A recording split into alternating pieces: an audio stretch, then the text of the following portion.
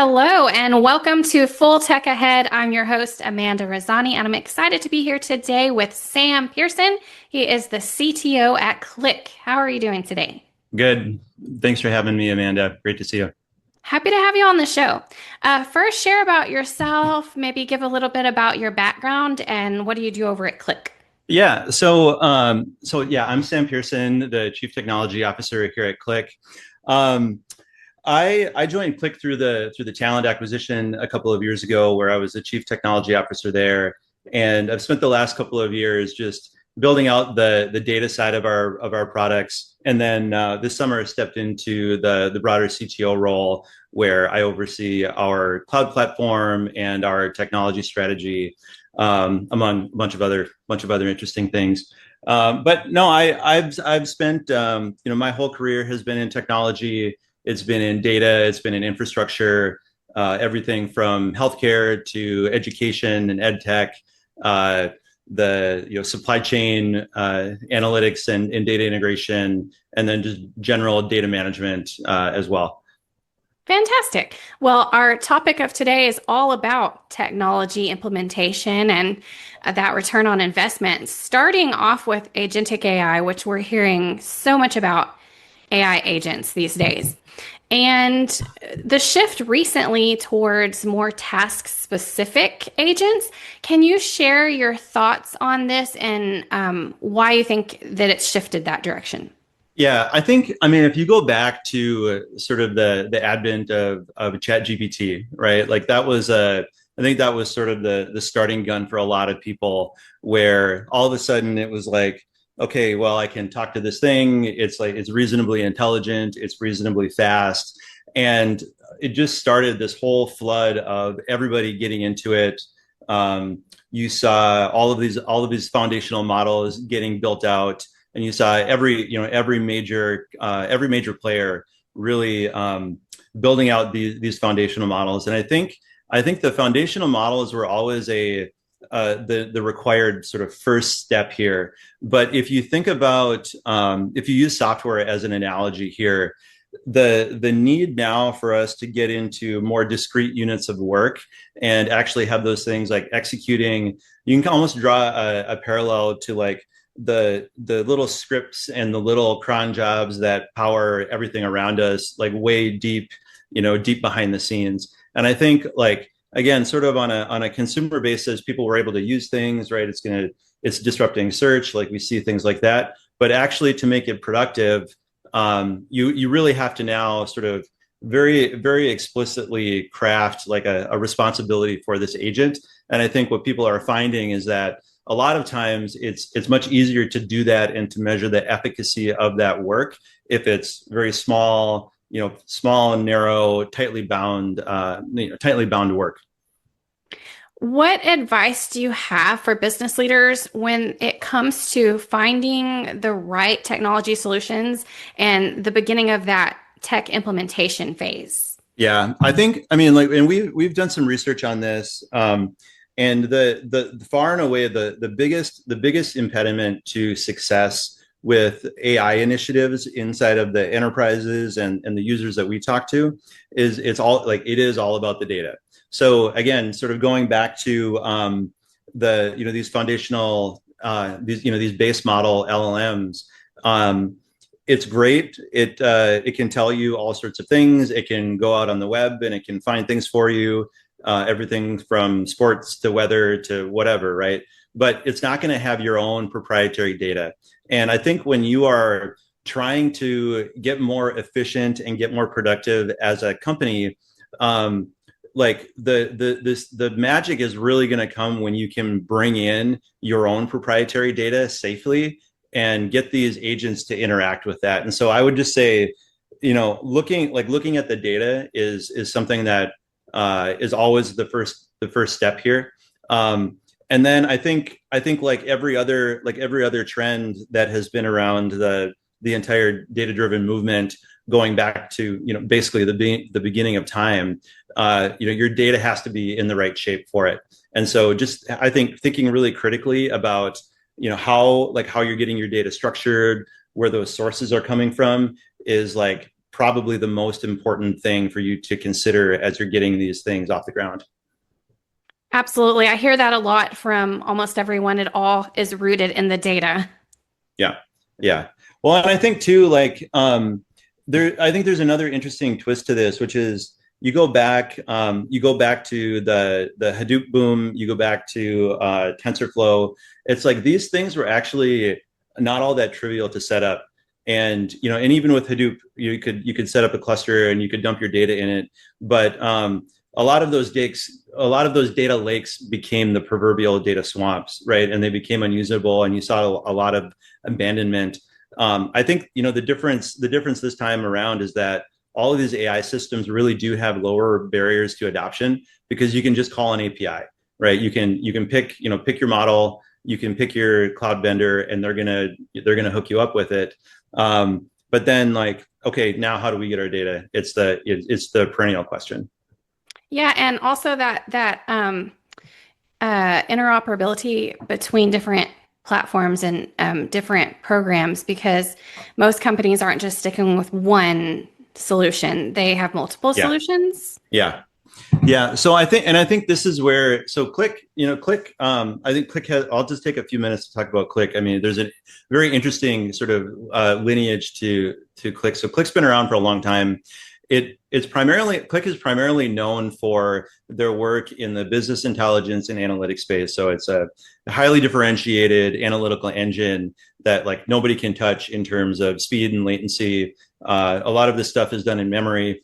A few years ago, they then Qlik had moved into more of the data space, right? And so and not necessarily the storage, but the means of moving that data. And so you have things like Replicate, which is a change data capture solution. And then, as I said before, right, then 2.5, 3 years ago, Qlik bought Talend, which brought in a whole other set of products around moving data, having data quality. And so I think putting all of those things together, the way that we've thought about it at Qlik is that we are positioned as really that independent vendor that can help customers sort of pick and choose, right? So if you think about the data fabric as an analogy, maybe not as a pattern, but you have all your sources that we can connect to, we can move that data in any means that you want to move it. And then when you pick your partner, and that could be a Snowflake, Databricks, it could be AWS, it could be Microsoft, it could be Google. It allows you to really build and implement that strategy while still giving you some optionality. And I think that's one of the magic things that we do. Awesome. So another struggle companies have is really monitoring and seeing the value after they've implemented these technology solutions. So what advice do you have as far as achieving that return on investment and how to monitor if they have? Yeah, I mean, I think the big thing with these is you always have to start with the metrics, right? Like what's the metric that you are trying to influence when anytime you have any sort of a project, right? And that's not even just limited to AI. It's really, it could be as simple as, hey, are we giving our users the best experience when it comes to SLA around our data, right? Like, is it up to date as frequently as it needs to be? Are we over serving users, right? And then incurring costs. And so the way that we think about it, right, is like sort of metric goal and then measuring your strategy when it comes to getting from point A to point B. And so, yeah, and a lot of our customers too, who have chosen to work with different vendors, they'll find, right, like, hey, it's great to have this relationship with this one vendor, but it's like our bills keep going up and we're not really sure how. This is also where Qlik can help, or whoever, but thinking about the sort of the financial operations or the FinOps piece of it as well. And so, again, I would just go back to, the measurement, the goal, and then like, are we really hitting the targets that we've set for our users inside the business? Absolutely. So I know a lot of companies still, of course, rely on software as a service.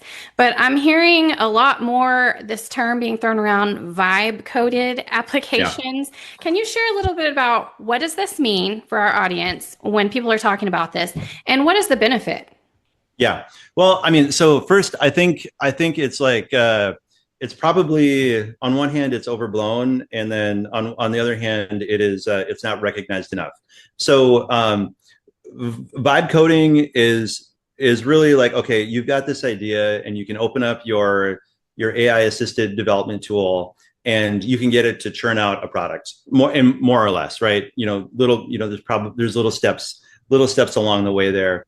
Um, but I think the train of thought around this though is like, historically, software can be pretty expensive to build. And so I think the theory here is like, all of a sudden we are going to have just a tremendous amount of competition from people who are building these side projects that become extremely disruptive, and maybe that offer solutions at a better price point than the established businesses that maybe run on at 80, 85, 90% margin, then they can really absorb. And I think like there's a couple things on it. So first, I think it is a real thing. You have folks like Chamath Palihapitiya. He's got a venture called 8090, right? And it's about building software that does 80% of the job at a 90% reduction in cost. And I do think that solutions that teams that are very focused on are going to come out and be disruptive.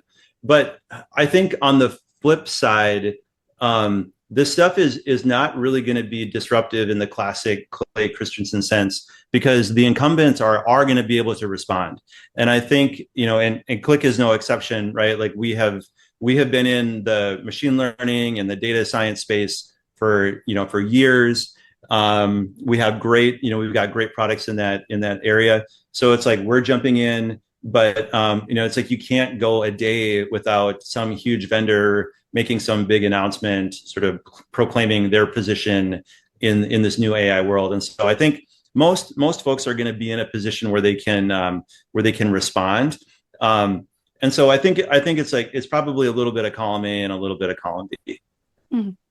With as fast as all these technologies are evolving, where is there a gap within companies? Where is there a skill set that's missing and a demand? Could you share a little bit about that and what up and coming people getting into technology careers maybe they should look into?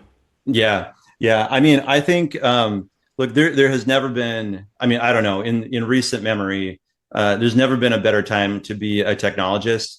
I think, and despite maybe what is said about like the hiring and the unemployment rate for new engineers, I think like there's just so much that you can do on your own. You can go out and you can build your ideas faster than ever. You can do it with less support than ever. And so I would just say like the experimentation and the piloting of projects, both for maybe individuals who are just trying to get up to speed, but also then like the piloting of these projects inside of companies, like those are really, I think, the things to start with. Because again, I think if you try to take on too much, or you haven't really thought things through, you're not deliberate about your data strategy, then like that's when you see people sort of run into the barriers that they can't overcome. All right. Well, if you could leave one key takeaway with our audience today, what would that be? Yeah, I mean, look, I think AI is going to reshape everything. And there's no question in my mind about that. But I think the one thing that hasn't changed is that your data is the foundation of success for those initiatives. So I think if to the extent that you have a data strategy, you can extend it to support AI really effectively. And we've done that at Qlik, and we see our users do that as well. And I would say if you don't have a data strategy, start there instead of just going all in on AI without a plan. And I think in either case, we at Qlik would love to talk to you about how we can help. All right. Wonderful. Thank you so much for coming on the show today. Yeah, you got it, Amanda. Thanks. And thank you to our listeners. Let us know what was the most interesting to you and share your comments. And see you in the next podcast.